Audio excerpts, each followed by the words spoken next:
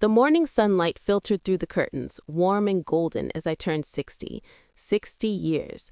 A milestone I had expected to celebrate surrounded by family, friends, laughter, and memories. Yet the house was eerily quiet. Daniel always made birthdays special. My mind wandered back to decades of surprises, candlelit breakfasts, flowers, trips across the country, letters that made my heart swell. But today, something felt off. I descended the stairs to the living room. On the mahogany table, among a bouquet of lilies, lay a small square box wrapped in shimmering silver paper. A card rested atop it, in Daniel's neat handwriting, "For you, my love, a gift for your heart." My fingers trembled as I opened it. Inside, a thick envelope. I pulled it out. My eyes fell on the contents, and my breath froze. Divorce papers, signed by me. I laughed at first, a bitter, disbelieving laugh. Surely it was some cruel joke. Daniel had a twisted sense of humor sometimes, but this was beyond anything I could imagine. I flipped the papers over. Every word, every clause, my signature scrawled across the bottom, dated yesterday. Yesterday, a date I didn't even remember signing anything. My hands shook, dropping the papers onto the floor. "Daniel," I called, voice tight. This isn't funny." A calmed, measured voice answered from behind me. "Happy birthday, Evelyn." I turned slowly. Daniel stood in the doorway, smiling, but his eyes were distant, unreadable. What is this?" I asked, clutching the papers. He gestured for me to sit. I did, my body rigid, heart hammering in my chest. "Sit down, please. I want to explain." I laughed again, disbelief choking me. "Explain? Daniel, you gave me divorce papers on my 60th birthday, signed by me. This isn't normal. This isn't love. I know. It's not normal. And it's not easy, but it's necessary. I need you to really listen before you decide anything." I swallowed, my mind racing. 1,000 thoughts collided. Betrayal, anger, confusion. I had trusted him, loved him for decades, and now this? Daniel sat beside me, hands folded, his expression a mixture of regret and resolve. "Evelyn, there's something I haven't told you, something I tried to protect you from." I laughed bitterly. "Protect me? By forging my signature? By destroying everything we built?" "No," he said firmly, "by keeping a secret that would have ruined you, ruined us, if you'd ever discovered it the wrong way. Please, let me explain." I stared at him, tears pricking the corners of my eyes. "Go on." Daniel took a deep breath. "I wasn't always the man you married. Not fully. I had debts, dangerous debts, people I couldn't cross, obligations I couldn't break. I tried to shield you, tried to give you a life untouched by the chaos, and for decades I succeeded. But now, they've come back." I felt a chill run down my spine. "Who? What are you talking about?" "There are people, men and women I owe, who demand repayment. Not money, not favors. They want compliance. They want me to surrender everything we built. They threatened everything, including you." My hands went to my mouth. You put me in danger?" "No." His voice was urgent. "I did everything to protect you, even if it meant giving you divorce papers, even if it meant convincing you to leave me temporarily, to make them believe you're gone. That's why your signature is on those papers.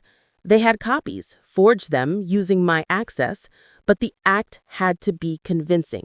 It had to look real. You had to appear willing. Otherwise, they wouldn't have stopped." I stared at him. My mind refused to accept it. Betrayal, fear, confusion. And yet, the logic, as twisted as it was, made a sickening kind of sense. He continued, voice low, careful. "I planned this meticulously, months of preparation, the papers, the signature, the timing. It was all designed to make them believe you were legally leaving me, that you were no longer a threat, that we were already apart." I sank into the couch, overwhelmed. "And all this time, all these years, you lied to me?" He said softly, "No, I didn't lie. I loved you. That's why I hid the truth. I couldn't let them know you were my weakness. I couldn't let them harm you. I had to create a layer of protection that even you couldn't see." The room was silent, heavy with tension. The soft ticking of the clock sounded like a hammer pounding against my chest. My entire life, my marriage, my trust, my reality, had shifted in a single morning. I whispered, barely audible, "How how long were you planning this?" He admitted, "Months.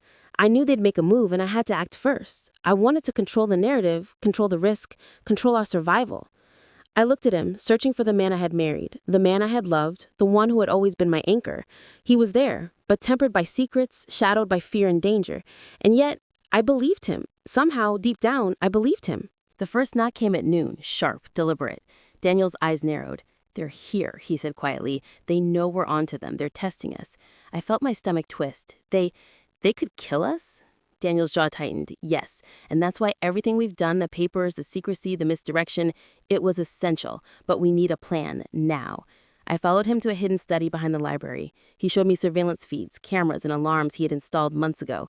"I didn't want to scare you," he admitted, "but the truth is scarier than anything you imagined.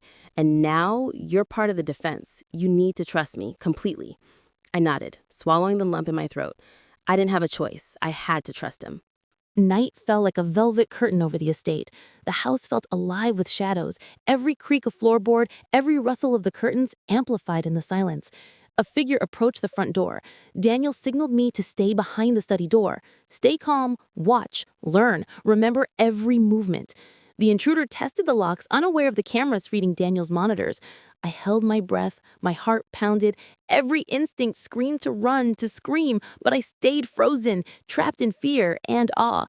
Suddenly, Daniel activated a subtle alarm, a flash of light disorienting the intruder. The figure cursed under their breath, retreating just enough to buy us time. "They won't stop, but neither will we. Tonight, we end this." Hours passed in tense silence. We observed, we learned, we adjusted. Every move they made, we anticipated. The papers, the signature, the deception, it was all part of a plan to survive. Finally, the intruders' team retreated into the night. The house settled. My body trembled from fear, adrenaline, and relief. Daniel held me close. "We survived," he said, "for now, but we are ready for anything. And now you know the truth." I pressed my face into his chest, listening to his heartbeat. For decades, we had built a life together, and now, through secrets, danger, and fear, we had proven we could survive anything. The next morning, sunlight poured into the house, gentle and forgiving. I watched Daniel move to the kitchen, making coffee, checking locks, adjusting cameras. I realized something profound. The terror, the lies, the manipulation, they had forged something stronger. Not just survival, but trust rebuilt under fire. "I forgive you," I said quietly, approaching him. He looked up, startled. "What?" "I forgive you, because I understand, because we're alive, because I love you, still." Tears glistened in his eyes. "I love you too, more than ever. I promise, no more secrets, no more shadows. Only us." And in that quiet morning on my 60th birthday, I understood that life, even at 60, could still surprise, terrify, and ultimately unite us stronger than ever.